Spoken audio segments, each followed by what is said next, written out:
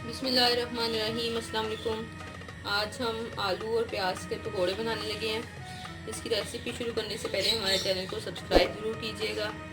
इसमें जो चीज़ें हमें चाहिए होंगी वो ये हैं। आलू हमने बारीक बारीक काट लेना इस तरह देखें, लेकिन इसका छिलका नहीं हमने उतारना। आलू का छिलका जो है उसको छिलके समेत ही आलू को काटना है हमने। और इस तरह हमने प्याज जो है वो भी हमने बारीक बारीक सा ही काटना है। अगर आपके पास चॉपर वगैरह हो तो इसमें आप दोनों चीज़ें, प्याज और मिर्चें आप इसमें चॉप कर सकते हैं, लेकिन हमने इसको हाथ से ही काटा है और इस तरह बारीक बारीक सा काटना है। इसी तरह ये सब्ज़ मिर्च है, इसको भी हमने चॉप कर लिया है। तकरीबन ये 4-5 सब्ज़ मिर्च होगी। जो आलू है वो 3 आलू हैं और प्याज जिनसे हैं वो 2 अदद हैं। और ये अनारदाना हमने थोड़ा सा लिया है। इसके अलावा जो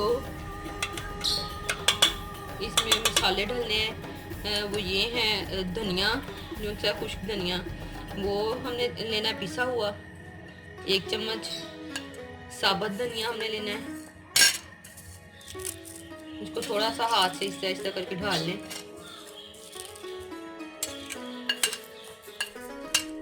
इसी तरह हमने अजवाइन लेनी है। अजवाइन हमने तकरीबन आधा चम्मच लेनी है। सुरख मिर्च लेनी है।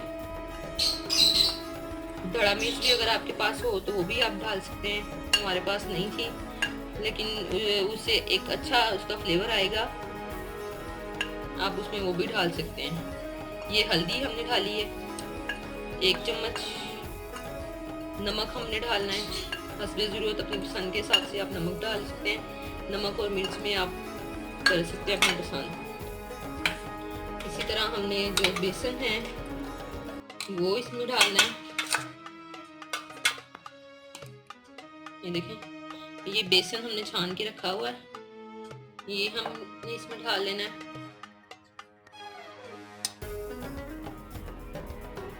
तकरीबन 1 पाव हम बेसन लेंगे।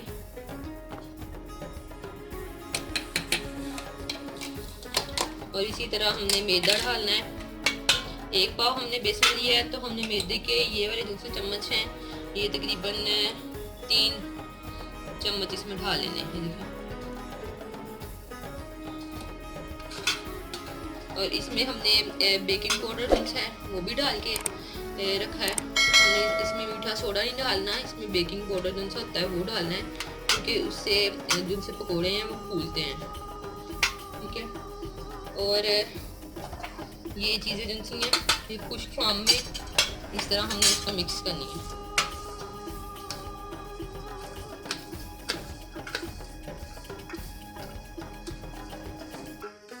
सारी चीज़ें इस तरह मिक्स कर लेनी है हमने।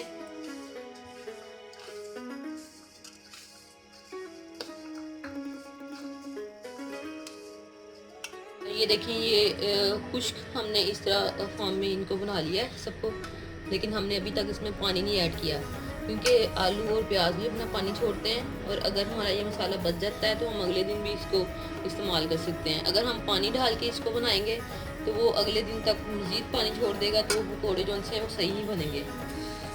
इसमें अब हमने ज़र्दा रंग शामिल करना है।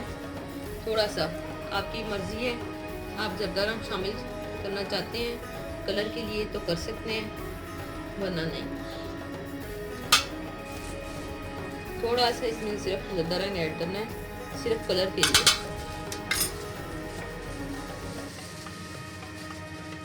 और फिर हमने इसमें एंड पे जब हमने इसमें थोड़ा सा पानी डालना है उस वक्त ही हमने इसमें धनिया ऐड करना है।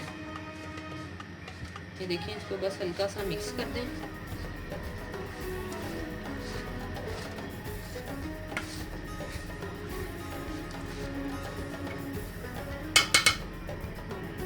और अब हम इसमें धनिया डाल लेंगे थोड़ा सा।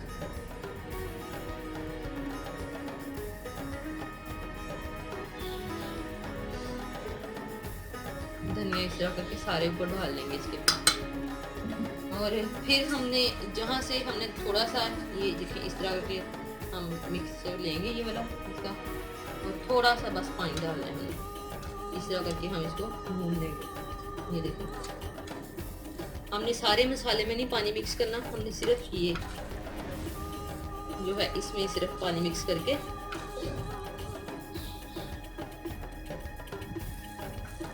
देखें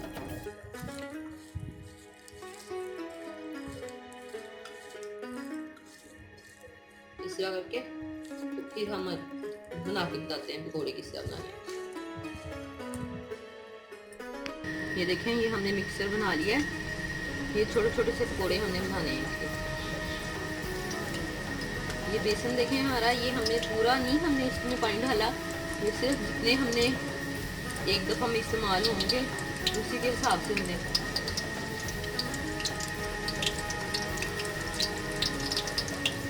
ये डालना है। बिल्कुल छोटे छोटे से पकौड़े बनाने हैं और हल्की आंच पर पहले इनको रखना है। हल्की, ज़्यादा हल्की भी ना हो, नॉर्मल सी आंच हो, क्योंकि ज़्यादा तेज़ आंच पे ये जल जाएंगे ऊपर से और अंदर से कच्चे रह जाएंगे।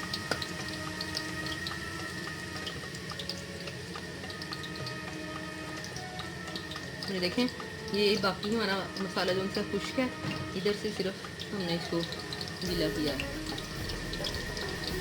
अगर ये हमारे पास बच जाएगा तो हम इसको फ्रिज में भी रख सकते हैं कल के लिए, लेकिन अगर हमने पानी डाला होगा तो फ्रिज में रखा जाएगा। अभी हमने इसको हिलाना है, अभी ये थोड़ा पक जाए तो फिर इसको हिलाएंगे।